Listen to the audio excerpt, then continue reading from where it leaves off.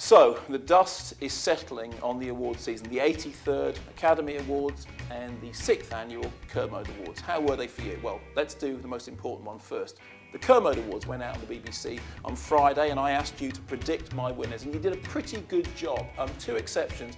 I threw you a bit of a curveball. I didn't say in advance that I was giving an award for Best Film Not in the English Language, and obviously my winner there was Of Gods and Men, a truly wonderful, transcendent film, my second favourite film of the year, in fact. Some of you said, well, it wouldn't have been eligible for an Oscar. It was eligible, as was Uncle Blue Me, but it didn't make it through the selection process. Once again, Oscar dropped the ball in the foreign language film category. The other thing was, many of you thought that I was going to give an award to Sally Hawkins for her terrific performance in Made in Dagenham. She's fabulous, but I loved Kristen Scott Thomas in Leaving. And as far as Made in Dagenham was concerned, the real backbone of that film for me was the screenplay. So, on to the Oscars. What can you say about an evening in which the highlight was Melissa Leo dropping the F-bomb, as Christian Bale rather toe-curlingly called it, in her acceptance speech? I mean, as always, watching the Oscars is a pretty tooth-grating affair.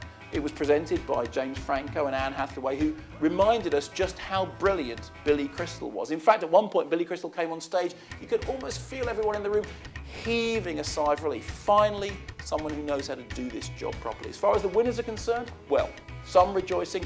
Wally Pfister won for Best Cinematography, which is fantastic. Wally Pfister is a real hero of mine.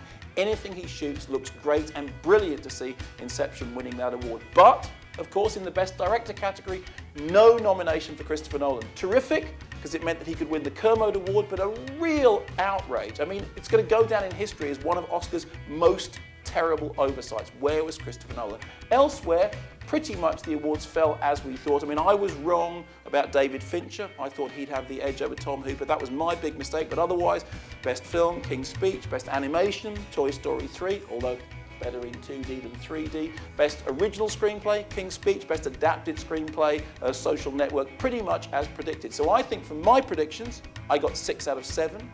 From your predictions, about the same. So none of us look stupid. We can all feel very smug. One last thing.